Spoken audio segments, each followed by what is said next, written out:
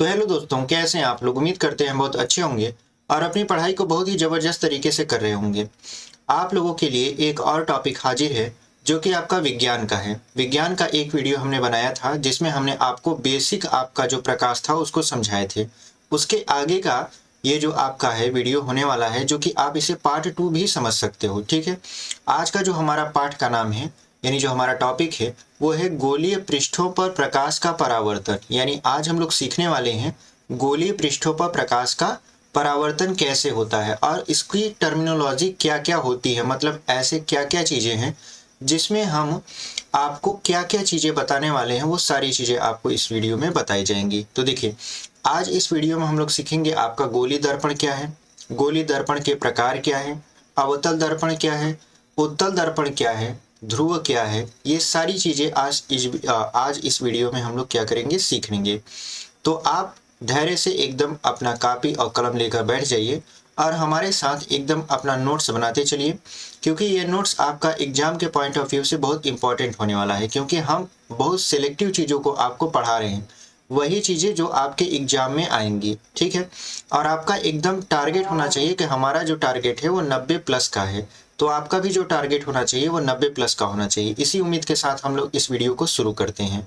तो जो हमारा पहला आपका टॉपिक है वो कर रहा है गोलीय दर्पण। बताइए, तो गोलीय दर्पण क्या है। देखिए, गोलीय दर्पण कांच के खोखले गोले को काटकर उसके किसी एक पृष्ठ पर कलई कर दिया जाए।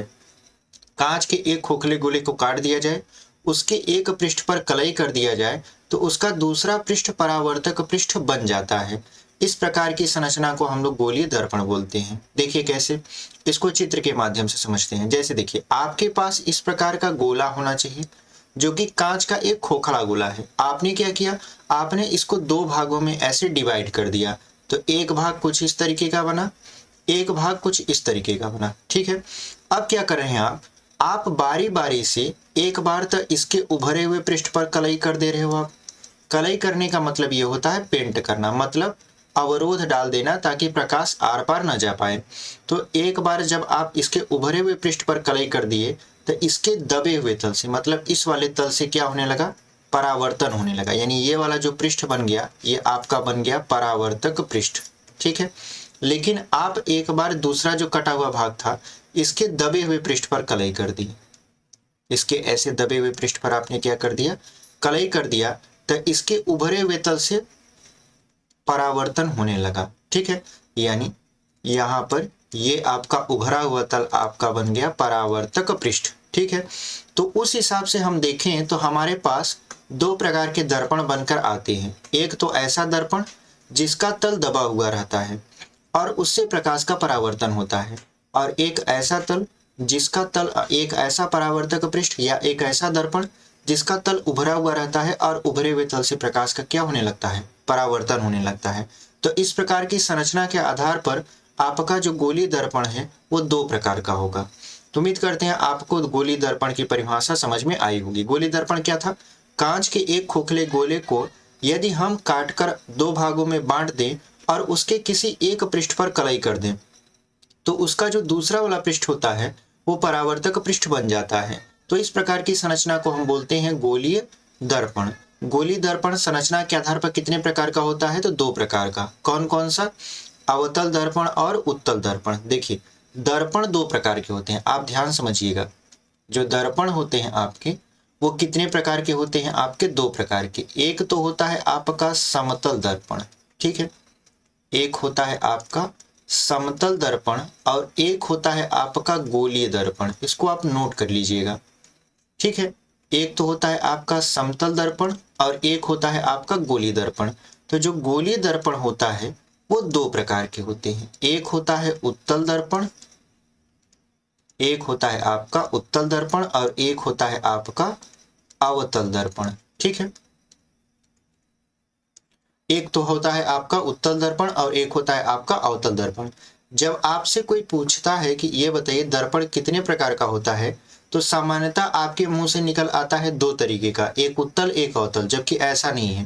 दर्पण दो तरीके के होते हैं, एक समतल होता है आपका और एक होता है आपका गोलीय। जो गोलीय होता है वो दो तरीके का होता है, उत्तल दर्पण और अवतल दर्पण। तो उम्मीद करते हैं आपको यहाँ तक समझ में आया होगा। आगे देख लेते हैं। आगे जब देखेंगे तो यहाँ पे देखिए आगे है हमारा गोलीय दर्पण के प्रकार। तो गोलीय दर्पण कितने प्रकार के? तो गोलीय दर्पण 2 प्रकार के। कौन कौन सा? एक तो है आपका अवतल दर्पण और एक है आपका उत्तल दर्पण। ये अवतल दर्पण और उत्तल दर्पण क्या है इसको समझ लेते हैं। इसकी जो परिभाषा है अवतल दर्पण की बहुत ही शानदार है। अवतल दर्पण की परिभाषा क्या है कि वह गोलीय दर्पण जिसका परावर्तक पृष्ठ अंदर की ओर दबा होता है। देखिए जब हम संरचना बनाए थे इसमें आपको संरचना हम दिखा दे। इसमें हम संरचना बताए थे तो देखिए उभरे हुए तल पर तो कलई कर दिया गया, तो दबे हुए तल से प्रकाश का क्या होने लगा था? परावर्तन होने लगा था। तो वही वो कह रहा है कि देखिए वह गोलीय दर्पण जिसका परावर्तक पृष्ठ अंदर की ओर दबा होता है, अर्थात परावर्तन दबे हुए तल से होता है। यानी जो परावर्तन होगा प्रकाश का वो कहाँ से होगा? दबे हुए तल से। और जो भी साथी इस वीडियो को पहली बार देख रहे हैं वो जाके इसकी पहली वीडियो जरूर देखें जो साइंस का बेसिक है। आप यदि वो वाली वीडियो देखकर इसको देखोगे तो बहुत अच्छे तरीके से आप रिलेट कर पाओगे कि हम कैसे और कहाँ पढ़ा रहे हैं। ठीक है, और चैनल पर नए हैं तो चैनल को जरूर सब्सक्राइब कर लीजिए। इससे हमको मोटिवेशन भी मिलता है और आपका मदद भी मिलता है और अच्छा भी लगता है कि हाँ लोग देख रहे हैं और चैनल को सब्सक्राइब भी कर रहे हैं, वीडियो को लाइक भी कर रहे हैं और शेयर भी कर रहे हैं। तो आप ये काम अपनी तरफ से कर दीजिएगा। तो देखिए अवतल दर्पण क्या था? वह गोलीय दर्पण जिसका परावर्तक पृष्ठ अंदर की ओर दबा होता है, अर्थात परावर्तन दबे हुए तल से होता है। क्या कहलाता है? आपका अवतल दर्पण कहलाता है। अगर इसका चित्र बनाए तो चित्र कुछ इस तरीके का बनेगा आपका। देखिए ये आपका कांच का एक खोखला कटा हुआ गोला था, इसके हमने उभरे हुए पृष्ठ पर क्या कर दिया? कलई कर दिया। तो कलई कर दिया तो इसके दबे हुए तल से क्या होने लगा? प्रकाश का परावर्तन, यानी प्रकाश किरण ऐसे आई और टकरा के वापस लौट गई। तो ऐसा दर्पण जिसका परावर्तक पृष्ठ दबा होता है, अर्थात परावर्तन दबे हुए पृष्ठ से होता है, क्या कहलाता है? आपका अवतल दर्पण कहलाता है। तो ये जो दर्पण है ये कौन सा दर्पण है? आपका अवतल दर्पण है। उम्मीद करते हैं आपको अवतल दर्पण की परिभाषा समझ में आई होगी। आगे देख लेते हैं उत्तल दर्पण की परिभाषा। उत्तल दर्पण की परिभाषा क्या है? देखिए वह गोलीय दर्पण जिसका परावर्तक पृष्ठ उभरा हुआ रहता है, यानी ऐसा गोलीय दर्पण जिसका परावर्तक पृष्ठ उभरा हुआ रहता है, अर्थात परावर्तन उभरे हुए तल से होता है। यानी इसमें जो परावर्तन होगा वो कैसे होगा? उभरे हुए तल से होगा। तो क्या कहलाएगा? आपका उत्तल दर्पण कहलाएगा। इसका चित्र देख लेते हैं। चित्र कुछ इस तरीके से इसका बनेगा। इसके दबे हुए तल पर क्या होता है? आपका कलई। कलई का मतलब ये पारा और आयरन ऑक्साइड का इस पर लेप लगा होता है। आप घर में जो दर्पण यूज होता है उसको आप पीछे से खोल के देखिएगा तो उस पर एक लेप लगा होता है। वो आयरन ऑक्साइड और पारे का क्या होता है? मिश्रण होता है। ठीक है, वो क्या करता है? प्रकाश को आर पार जाने नहीं देता, तभी जाके आपका ये जो समतल कांच है वो आपका दर्पण बन पाता है। तो यहाँ बात हो रही उत्तल दर्पण की, यानी एक ऐसा दर्पण जिसमें परावर्तन इसके उभरे हुए तल से होता है। ठीक है, यहाँ पर आपका परावर्तन यानी प्रकाश किरणें आएंगी तो आने के पश्चात क्या होगा? यहाँ पर प्रकाश किरण इस तरीके से यदि आ रही है तो दर्पण टकरा के वापस क्या करेगी? फैल जाएगी। ठीक है, इस तरीके से प्रकाश का क्या होने लगेगा? परावर्तन होने लगेगा। यहाँ पर हम लोग देख रहे हैं कि इसको ऐसे भी हम लोग क्या कर सकते हैं? बना सकते हैं। जैसे देखिए इसका काम क्या होता है? इसका काम होता है प्रकाश को फैलाना, यानी उत्तल दर्पण का काम होता है प्रकाश को फैलाना, इसलिए इसको अपसारी दर्पण भी कहते हैं। ठीक है, अगर आपसे पूछे अपसारी दर्पण किसे कहते हैं तो आप कहोगे उत्तल दर्पण को तो अपसारी दर्पण कहते हैं, और अभिसारी दर्पण किसे कहते हैं? तो अवतल को कहते हैं। ठीक है, इसको ये जो अवतल दर्पण आप लिखे हो इसको क्या बोलोगे? अभिसारी दर्पण। क्योंकि आपके जो टीचर हैं या कोई भी जो है थोड़ा सा जानकार वो आपसे डायरेक्ट ये नहीं पूछता कि अवतल दर्पण बताइए उत्तल दर्पण बताइए, क्योंकि वो जानता है कि ये तो आप पढ़े हो, तो आपसे नाम बदल कर पूछेगा कि ये बताइए अभिसारी दर्पण क्या है, तो आप कहोगे अवतल दर्पण को अभिसारी दर्पण कहते हैं, या ऐसा दर्पण जो प्रकाश को किसी एक बिंदु पर लाकर एकत्रित कर देता है आपका अवतल दर्पण कहलाता है। ठीक है, और अपसारी दर्पण किसे कहते हैं? ऐसा दर्पण जो प्रकाश की किरण को फैलाता है, मतलब यदि प्रकाश किरण उस पर पड़ेगी तो क्या करेगा? प्रकाश किरण को फैला देगा। जैसे इस पर यदि प्रकाश किरण ऐसे आके टकराएगी तो ये क्या करेगा? प्रकाश किरण को ऐसे फैला देगा। तो इसलिए चूंकि अप मतलब होता है फैलाना, यानी इसको हम लोग नाम दे देंगे अपसारी दर्पण का। तो उम्मीद करते हैं आपको ये समझ में आया होगा उत्तल दर्पण क्या है और अवतल दर्पण क्या है, अभिसारी दर्पण किसे कहते हैं और अपसारी दर्पण किसे कहते हैं, आपको समझ में आ गया होगा। अब आगे का जो टॉपिक है वो हम लोग पढ़ने वाले हैं गोलीय दर्पण से संबंधित कुछ महत्वपूर्ण परिभाषाएं, यानी गोलीय दर्पण में जो टर्मिनोलॉजी आपका इस्तेमाल होता है उसको हम लोग क्या करेंगे, पढ़ने वाले हैं। जैसे इसमें हम लोग क्या पढ़ेंगे, इसमें हम लोग पढ़ेंगे दर्पण का ध्रुव किसे कहते हैं, वक्रता केंद्र क्या होता है, वक्रता त्रिज्या क्या होता है, मुख्य फोकस क्या होता है, फोकस दूरी क्या होता है। ये सारी चीजें हम लोग क्या करेंगे, दर्पण का ये जो महत्वपूर्ण पार्ट है इसको हम लोग अध्ययन करेंगे, क्योंकि आपको ये चीजें जानना बहुत जरूरी है। ये आप यदि चीज नहीं जानते हो तो आप फंस सकते हो आपके क्वेश्चन को सॉल्व करते समय। तो चलिए देख लेते हैं इसको। देखिए दर्पण का ध्रुव क्या है, ध्रुव मतलब होता है पोल, ठीक है। तो दर्पण का ध्रुव क्या होता है, गोलीय दर्पण के परावर्तक सतह का मध्य बिंदु दर्पण का क्या कहलाता है, ध्रुव कहलाता है। यानी गोलीय दर्पण का जो परावर्तक सतह का मध्य बिंदु रहेगा वो क्या कहलाएगा, आपका दर्पण का ध्रुव कहलाएगा। और इसको किससे प्रदर्शित करते हैं, तब P से। अब इसका चित्र देख लेते हैं, चित्र कैसे बनेगा। देखिए ये गोलीय दर्पण हो गया, क्योंकि देखिए जब आप दर्पण पढ़ते हो तो किसकी महत्ता ज्यादा होती है, मतलब किसे आप ज्यादा इंपॉर्टेंट मानते हो, तो वो होता है आपका अवतल दर्पण। लेकिन जब आपको हम लेंस पढ़ाएंगे तो लेंस में आपका उत्तल लेंस की महत्ता ज्यादा होती है और इसमें दर्पण में अवतल दर्पण की। तो देखिए ये अवतल दर्पण है, इसलिए हम बार बार अवतल दर्पण बना रहे हैं, हालांकि हम उत्तल दर्पण भी बना के समझाएंगे। यहाँ पे हमने कहा देखिए ये गोलीय दर्पण है, इसके परावर्तक सतह यानी ऐसा सतह जहां से प्रकाश किरणें टकराकर वापस लौटती हैं, तो वो होता है आपका परावर्तक सतह। यानी गोलीय दर्पण का ये रहा परावर्तक सतह और इसका मध्य बिंदु ये रहा। तो गोलीय दर्पण के परावर्तक सतह के मध्य बिंदु को क्या बोल देते हैं हम लोग, ध्रुव। तो इसका नाम हो गया आपका ध्रुव। ये जो आपको बिंदु दिखाई दे रहा है ये वाला, ये क्या है, ध्रुव है। और इसे किससे प्रदर्शित करते हैं, तो P से प्रदर्शित करते हैं। यदि हम बात करें उत्तल दर्पण में, तो उत्तल दर्पण में भी कुछ ऐसा ही बनेगा, बस आपका जो दबा हुआ तल है उस पर आपको कलई करना पड़ेगा इस तरीके से। और यहाँ पर क्या बन जाएगा, आपका ध्रुव बन जाएगा, जिसे हम लोग P से प्रदर्शित करते हैं। ये है क्या, ध्रुव, गोलीय दर्पण के परावर्तक सतह का मध्य बिंदु है। तो उम्मीद करते हैं आपको दर्पण का ध्रुव समझ में आया होगा। अब देख लेते हैं वक्रता केंद्र। वक्रता केंद्र क्या होता है, देखिए वक्रता केंद्र जो होता है वो बहुत ही सिंपल, इसकी परिभाषा है, बहुत ही आसानी से आपको समझ में आने वाला है। सारी चीजें हम लोग चित्र के माध्यम से भी समझते चलेंगे, परिभाषा तो पढ़ भी रहे हैं लेकिन हम लोग चित्र भी देखेंगे। देखिए लिखा है गोलीय दर्पण जिस खोखले गोले का भाग होता है। हमने बताया ना दर्पण गोली क्या था, गोलीय दर्पण आपका एक खोखला गोले का पार्ट था। तो वही कह रहा है कि गोलीय दर्पण जिस खोखले गोले का भाग होता है उसके केंद्र को वक्रता केंद्र कहते हैं। यानी गोलीय दर्पण जिस खोखले गोले का पार्ट होता है उसके केंद्र को वक्रता केंद्र कहते हैं। इसे प्रायः C से प्रदर्शित किया जाता है, यानी इसे C से प्रदर्शित किया जाता है। C माने तो होता है सेंटर, और जो P था, P का मतलब होता है पोल, ठीक है।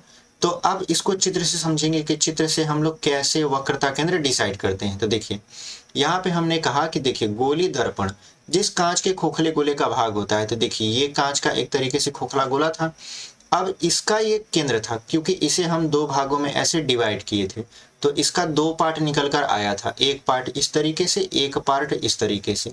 और हमने किया क्या था, बारी बारी से इसके दोनों पार्ट को कलर किया था, यानी कवर किया था, ताकि इसका दूसरा पृष्ठ परावर्तक पृष्ठ बन सके। तो जिस खोखले गोले का ये भाग था उसका ये सेंटर था, इसी सेंटर को बोलते हैं वक्रता केंद्र और इसे C से प्रदर्शित करते हैं। यानी गोलीय दर्पण जिस कांच के खोखले गोले का भाग होता है उसके केंद्र को हम लोग क्या बोल देते हैं, वक्रता केंद्र बोल देते हैं। अगर हम इसमें दर्शाएं तो ये वाला पार्ट यानी उभरे हुए तल को क्या कर दें, हम कलई कर दें तो ये अवतल बन जाएगा, ठीक है। और दबे हुए तल को कलई कर दें तो उत्तल बन जाएगा, ठीक है। अब देखिए इसमें हम लोग अगर वक्रता केंद्र दर्शाएं तो ये आपका क्या था, ये आपका ध्रुव था। तो मान लेते हैं यहाँ सेंटर रहा होगा, तो ये आपका वक्रता केंद्र हो गया। ये किसमें है, ये है आपका अवतल दर्पण में, ये अवतल दर्पण में है। उसके बाद यदि इसकी बात करें तो इसमें आपका जो वक्रता केंद्र, ये तो P था, इसमें वक्रता केंद्र दर्पण के पीछे होता है, मतलब आभासी तौर से होता है, वास्तविक रूप से इसमें वक्रता केंद्र नहीं होता। किसमें, उत्तल दर्पण में, ठीक है। उत्तल दर्पण में आपका वास्तविक रूप से वक्रता केंद्र नहीं होता। तो उम्मीद करते हैं आपको वक्रता केंद्र समझ में आया होगा। वक्रता केंद्र के बाद हम लोग समझ लेते हैं वक्रता त्रिज्या। वक्रता त्रिज्या क्या है? देखिए, जब केंद्र है किसी सर्कल का तो उसका त्रिज्या भी होगा।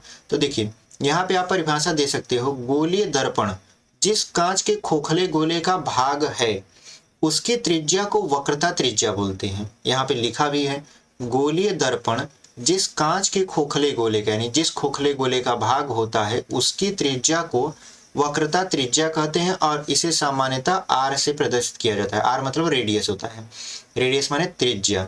अब इसको कैसे समझेंगे? देखिए, इसको इस तरीके से समझेंगे कि मान लेते हैं हमारे पास दो तरीके का दर्पण था, ठीक है। ये आपका कौन सा दर्पण है आप कमेंट करके बताइए तो, और ये आपका कौन सा दर्पण है इसको भी कमेंट करके बताइए। हालांकि हम अभी बता देंगे। यहाँ पर है आपका P, यहाँ पर भी है आपका P मतलब पोलर मतलब ध्रुव, ठीक है। अब यहाँ पर है आपका C, इधर है आपका C। अब देखिए हमने कहा कि गोली दर्पण जिस कांच के खोखले गोले का पार्ट होता है, ये देखिए कांच का एक खोखला गोला था, इसका केंद्र आपका क्या कहलाया? वक्रता केंद्र कहलाया।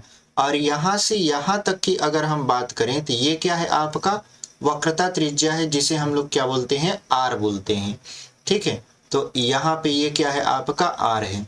यानी गोली दर्पण जिस कांच के खोखले गोले का पार्ट होता है उसकी त्रिज्या को हम लोग क्या बोलते हैं? वक्रता त्रिज्या। तो ये यहाँ से लेकर यहाँ तक, यानी के ध्रुव से लेकर वक्रता केंद्र के बीच की दूरी को हम लोग क्या बोलते हैं? वक्रता त्रिज्या बोलते हैं, और इसको आर से प्रदर्शित करते हैं। आप कैपिटल आर स्मॉल आर दोनों लिख सकते हो, कोई बाउंडेशन नहीं है कि कैपिटल आर ही लिखोगे, ठीक है। यानी इसके दो परिभाषाएं निकल कर आई। कौन कौन सा? पहला जो था आपका वो था गोली दर्पण जिस कांच के खोखले गोले का पार्ट होता है यानी भाग होता है उसकी त्रिज्या को वक्रता त्रिज्या बोलते हैं। दूसरा आपका निकल कर आया चित्र से परिभाषा कि गोलीय दर्पण के ध्रुव तथा वक्रता केंद्र के बीच की दूरी को वक्रता त्रिज्या कहते हैं। अब ये समझने वाली बात आगे है, इसको हम लोग आगे देखेंगे। आगे समझने वाली बात क्या है? आगे हम अथवा में इसकी परिभाषा जो आपको चित्र से समझाए उसको लिख दिए हैं कि गोलीय दर्पण के ध्रुव तथा वक्रता केंद्र के बीच की दूरी को वक्रता त्रिज्या कहते हैं, ठीक है। इसे हमने चित्र में आपको समझा दिया था और इसे आर से प्रदर्शित करते हैं। अब जब इसकी अथवा परिभाषा है तो इसमें हम आपको कुछ बता देते हैं जो आपके एग्जाम के पॉइंट ऑफ व्यू से इंपॉर्टेंट है। क्योंकि देखिए जब हम आपको आंकिक सॉल्व करवाएंगे, जब इसका सवाल लगवाया जाएगा तो ये सारी थ्योरी वहां पर अप्लाई होगी। एक भी थ्योरी अगर मिस हुई तो हमारा आंकिक में उत्तर आना आपका थोड़ा सा गड़बड़ होने लगेगा। तो देखिए जो नोट हमारा लिखा है कि उत्तल दर्पण की वक्रता त्रिज्या धनात्मक होती है तथा अवतल दर्पण की त्रिज्या ऋणात्मक होती है। ये होता एक्चुअल में कैसे है? आप चित्र अगर देखोगे तो समझ में आ जाएगा। देखिए चित्र हम एक बार फिर से बना लेते हैं। चित्र बना लेते हैं, उसके बाद क्या करेंगे, हम आपको इसको समझा देंगे कि कैसे अवतल ऋणात्मक हो गया और उत्तल धनात्मक हो गया, ठीक है। यहाँ पे हमने P खींचा, यहाँ पर है आपका C, यहाँ पर है आपका C, ठीक है। अब ये हमने इसको कर दिया ब्लॉक मतलब कलई कर दिया यहाँ पे। अब ये हो गया आपका R यहाँ पर, और यहाँ पर भी हो गया आपका R। अब देखिए अब यहाँ पे ये कह क्या रहा है कि ये तो आपका अवतल दर्पण है। ये कौन सा दर्पण है? आपका अवतल दर्पण है। इसका दूसरा नाम क्या था? अभिसारी दर्पण। इसका दूसरा नाम क्या है? आपका अभिसारी दर्पण है। उसके बाद इसका नाम क्या है? इसका नाम है भैया उत्तल दर्पण। उत्तल दर्पण इसका नाम है, और इसका नाम दूसरा क्या है? आपका अपसारी दर्पण। इसका दूसरा नाम क्या है? आपका अपसारी दर्पण, ठीक है।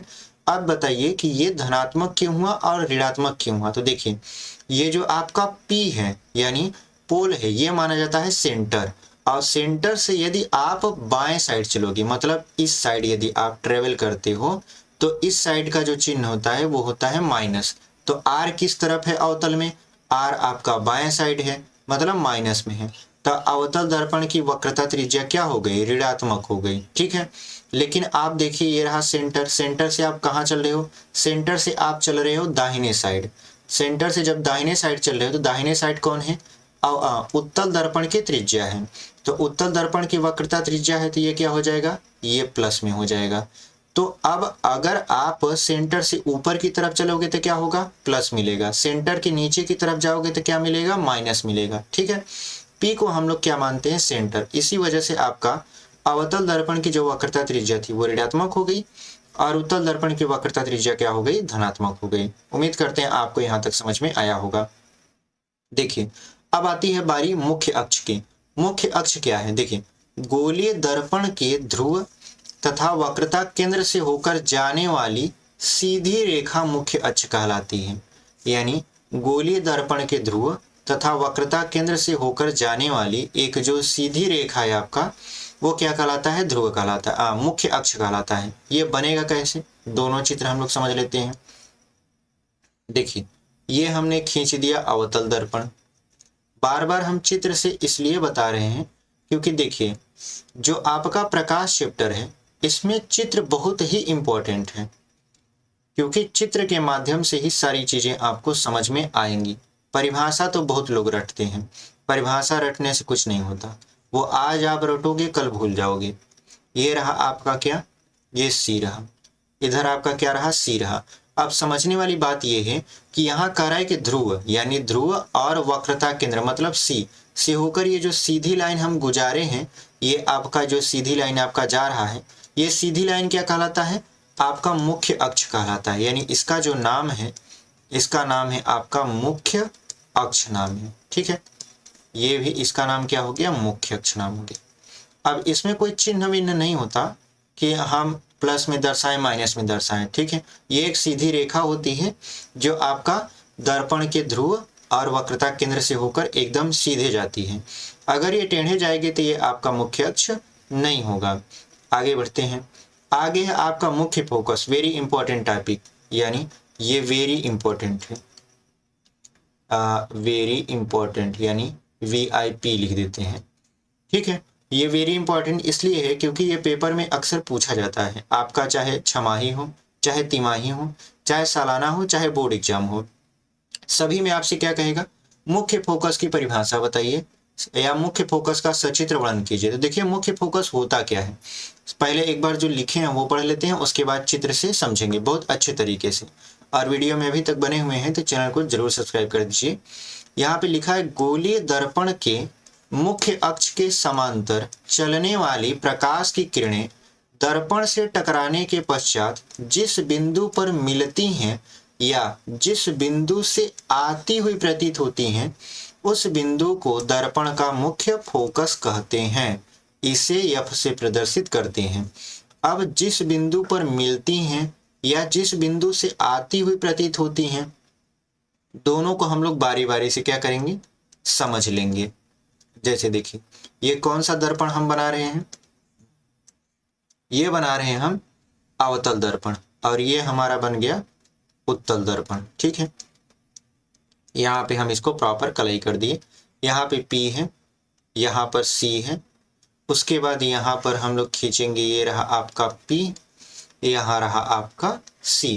यहाँ पे ये कह रहा है कि देखिए अगर गोलीय दर्पण के, चूंकि ये मुख्य अक्ष है तो मुख्य अक्ष के समांतर चलने वाली प्रकाश की किरणें, ऐसे मुख्य अक्ष के समांतर प्रकाश की किरणें चली, तो कह रहा है कि मुख्य अक्ष के समांतर चलने वाली प्रकाश की किरणें दर्पण से टकराने के पश्चात, यानी देखिए दर्पण से हमारा क्या हो गया, ये प्रकाश किरणें टकरा गई।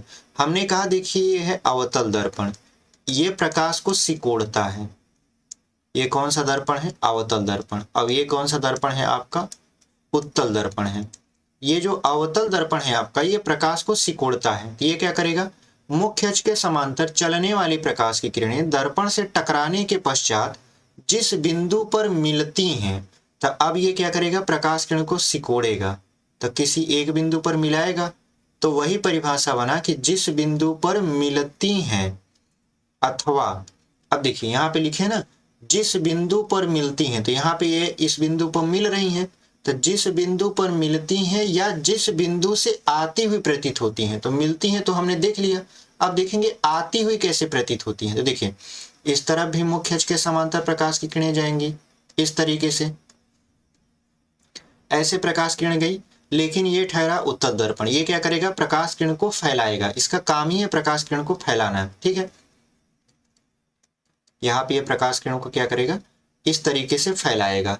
जब ये प्रकाश किरण को फैला देगा तो हम देख रहे हैं ये तो कहीं मिल ही नहीं रहा है, ठीक है। जब ये कहीं मिल नहीं रहा है तो होगा क्या कि इसको डॉटेड डॉटेड करके पीछे मिलाया जाएगा काल्पनिक तौर से, ठीक है। वास्तविक तौर से तो ये मिलेगा नहीं, तो काल्पनिक तौर से ऐसे अगर मिलाया जाए और देखा जाए कि ये प्रकाश किरण एक्चुअल में आ कहाँ से रही हैं, ऐसा कैसे हो सकता है कि ये प्रकाश किरणें फैली, तो कहाँ से फैलती हुई प्रतीत हो रही हैं। तो हमारा ये बिंदु, ये वाला जो पॉइंट है, यहाँ से प्रकाश किरण ऐसा लग रहा है यहीं से निकल रही हैं और आगे की तरफ बढ़ रही हैं। तो इसी बिंदु को बोलते हैं हम लोग मुख्य फोकस। इस बिंदु को नाम क्या दे दिए, मुख्य फोकस। तो परिभाषा क्या निकल कर आई, मुख्य अक्ष के समांतर चलने वाली प्रकाश की किरणें दर्पण से टकराने के पश्चात जिस बिंदु पर मिलती हैं किसमें, अवतल दर्पण में, या जिस बिंदु से आती हुई प्रतीत होती हैं। तो आ कौने बिंदु से रही हैं, ये उत्तल दर्पण से आती हुई प्रतीत हो रही हैं। तो जिस बिंदु से आती हुई प्रतीत होती हैं उस बिंदु को हम लोग बोलते हैं मुख्य फोकस। यानी जिस बिंदु पर मिलती हैं या जिस बिंदु से आती हुई प्रतीत होती हैं उसको आप क्या नाम देते हो, मुख्य फोकस देते हो। और इसमें भी गौर करने वाली बात यह है कि शायद आगे हम लिखे होंगे कि जो आपका अवतल दर्पण है, अवतल दर्पण, इसकी जो आपकी फोकस दूरी है, आगे हम पढ़ेंगे अवतल दर्पण उत्तल दर्पण की फोकस दूरी, वो अवतल की तो माइनस होती है और उत्तल की प्लस होती है। अभी हम लोग आगे देखेंगे। तो उम्मीद करते हैं आपको मुख्य फोकस समझ में आया होगा। आगे बढ़ लेते हैं। आगे हमने कहा आपको फोकस दूरी पढ़ना है। तो फोकस दूरी क्या है, जैसे हमने वक्रता त्रिज्या को डिफाइन किया था वैसे ही हम लोग क्या करेंगे, फोकस दूरी को डिफाइन करेंगे। तो हमारा पहला काम होगा, हम लोग चित्र ड्रॉ कर लें।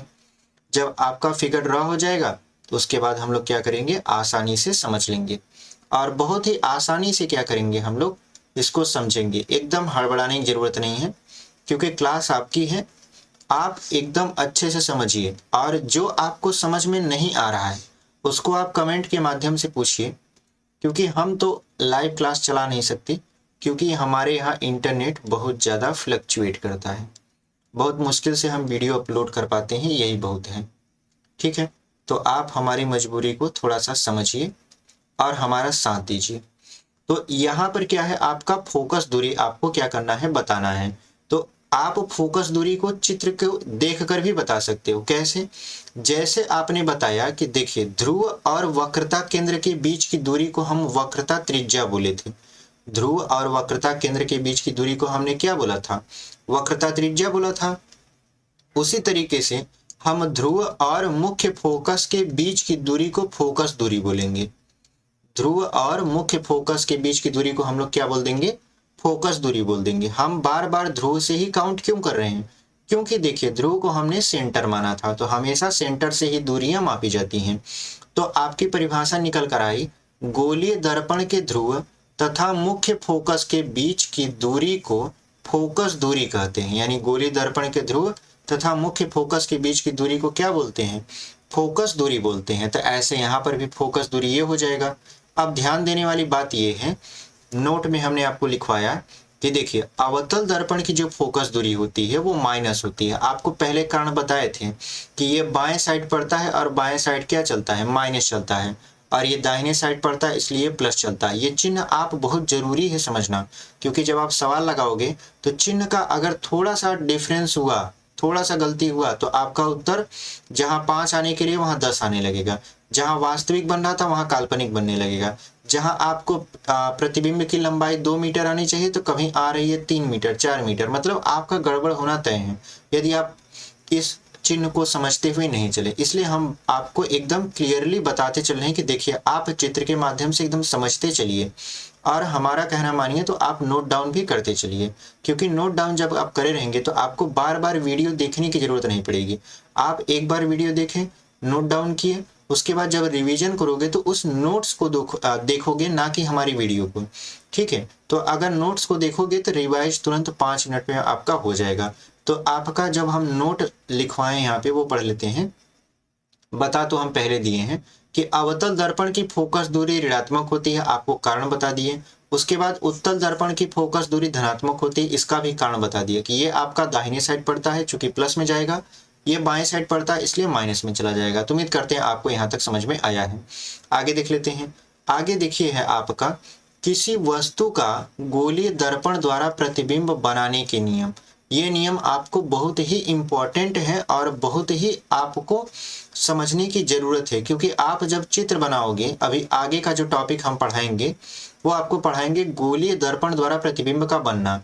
तो जब गोलीय दर्पण द्वारा प्रतिबिंब का बनना आप सीखोगे तो उसमें ये जो 3 नियम अभी आपको पढ़ाएंगे वो बहुत इंपॉर्टेंट, मतलब बहुत महत्वपूर्ण भूमिका आपको अदा करके देंगे। तो उसको समझना आपको बहुत जरूरी है। देखिए पहला नियम क्या कह रहा है।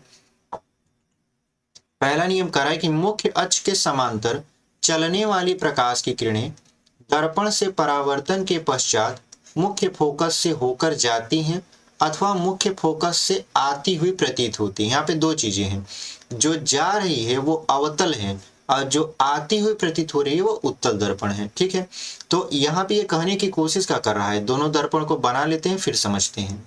इसमें यह कह रहा है कि मुख्य अक्ष के समांतर जो भी प्रकाश की किरणें चलेंगी वो दर्पण से टकराने के पश्चात या तो मुख्य फोकस से होकर जाएंगी या मुख्य फोकस से आती हुई प्रतीत होंगी। तो उसको हम लोग देखेंगे कि कैसे कोई प्रकाश की किरण मुख्य फोकस से होकर जाती है और कोई प्रकाश की किरण कैसे आपका मुख्य फोकस से आती हुई प्रतीत होती है। तो यहाँ पे हमने चित्र बना लिया, यहाँ पे लिख देंगे, यहाँ पे लिख देंगे आपका F और यहाँ पर है आपका C।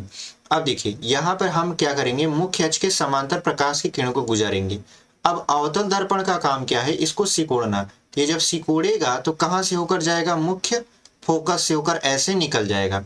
लेकिन अगर हम बात करें उत्तल दर्पण की तो इसका काम है प्रकाश किरणों को इस तरीके से फैला देना। तो जब प्रकाश किरण इस तरीके से फैल जाएगी तो इसको ऐसे डॉटेड डॉटेड करके मिलाया जाएगा कि किस बिंदु से आती हुई प्रतीत हो रही है। तो ऐसा लग रहा है कि यहीं से निकल रही हैं और ऐसे आगे बढ़ रही हैं। तो वही परिभाषा आया कि मुख्य अक्ष के समांतर चलने वाली प्रकाश की किरणें दर्पण से टकराने के पश्चात मुख्य फोकस से होकर जाती हैं अथवा मुख्य फोकस से आती हुई प्रतीत होती हैं। तो जो जाती हैं वो आपका अवतल दर्पण है और जो आती हुई प्रतीत होती हैं वो आपका कौन सा दर्पण है, उत्तल दर्पण है। ठीक है, उम्मीद करते हैं आपको समझ में आया होगा। ये बहुत ही इंपॉर्टेंट नियम है। दूसरा नियम देख लेते हैं हमारा। दूसरा नियम क्या है, देखिए दूसरा नियम हमारा बहुत ही शानदार है और बहुत ही अच्छे से हम लोग क्या करेंगे, इसको समझेंगे। कराए देखिए, मुख्य फोकस से होकर जाने वाली या मुख्य फोकस की ओर आने वाली प्रकाश की किरणें दर्पण से परावर्तन के पश्चात मुख्य अक्ष के समांतर हो जाती हैं। जो आप पहला नियम पढ़े हो उसी का जस्ट ये रिवर्स है। अब ये क्या कह रहा है इसको समझ लेते हैं। हमने बहुत बड़ा सा क्या बना दिया, अवतल दर्पण बना दिया। उसके बाद कौन सा दर्पण आपको बनाएंगे, उसके बाद हम बनाएंगे आपका उत्तल दर्पण। इस तरीके से हमने क्या किया, इसको बना दिया। यहाँ पे इसको हम कलई कर देते हैं। ठीक है, यहाँ पे हमने क्या कर दिया, इसको कलई। यहाँ पर हम तो यहाँ पे खींच दिया आपका P, ये हो गया आपका F और ये हो गया आपका C। यहाँ पर हो गया P, यहाँ पर हो गया F और यहाँ पर हो गया C।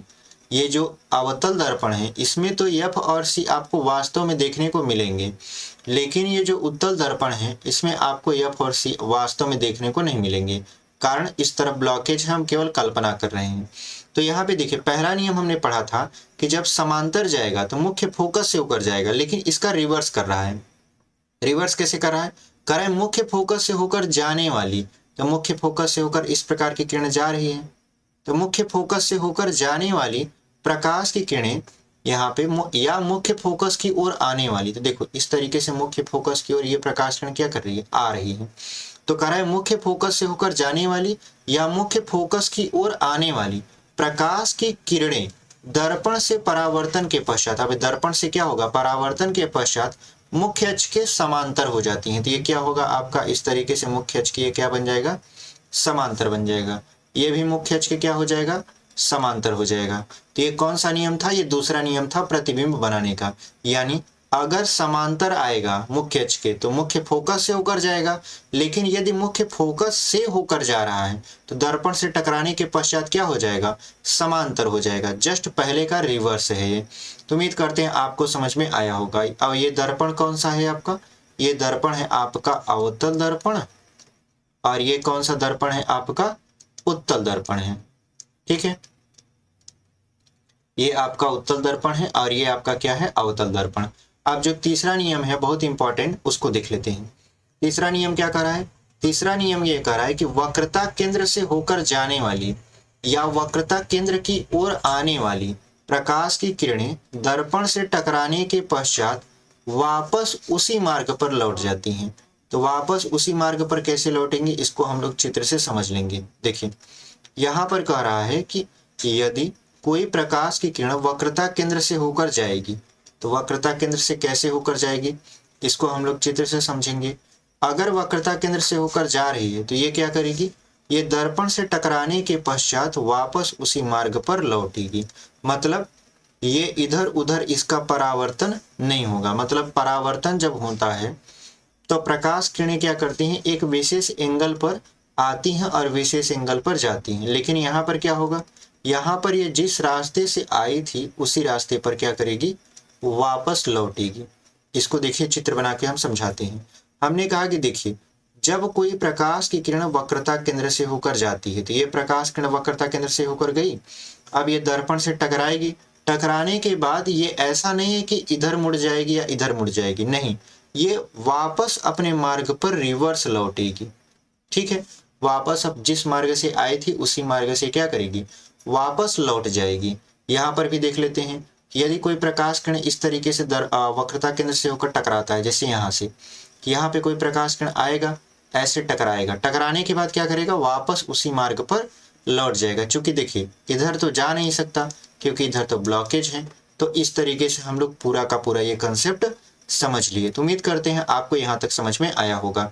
आगे देखते हैं, आगे हमारा अभी कुछ नहीं है। तो देखिए, यहाँ तक का जो नियम था आपको बहुत अच्छे तरीके से हमने समझाया है। तो उम्मीद करते हैं हमारी ये वीडियो आपको बहुत अच्छी लगी होगी और बहुत ही पसंद आई होगी। तो यदि आपको हमारी वीडियो अच्छी लगी है और ऐसा आपको लगता है कि हम आपके लिए कुछ हेल्प कर रहे हैं, तो आप इस वीडियो को अपने दोस्तों तक जरूर शेयर करिए। जितने भी ग्रुप्स हैं सभी ग्रुप्स में फैला दीजिए, अपने सोशल मीडिया प्लेटफॉर्म पर शेयर कर दीजिए, ताकि लोगों को पता चले कि इस चैनल पर आपका यूपी बोर्ड का एग्जाम 2025 में जो कंडक्ट करवाया जाएगा उसकी क्लासेस लगातार चल रही हैं। तो मिलते हैं इसी के साथ अपने दूसरे वाले वीडियो में, जिसमें हम लोग आपका विज्ञान का पार्ट 2 लेकर आएंगे, जिसमें आगे की जो कहानी है वो पूरा का पूरा उसमें डिस्कस होगा। तो उसी के साथ हम लोग आगे पढ़ेंगे और अभी के लिए धन्यवाद।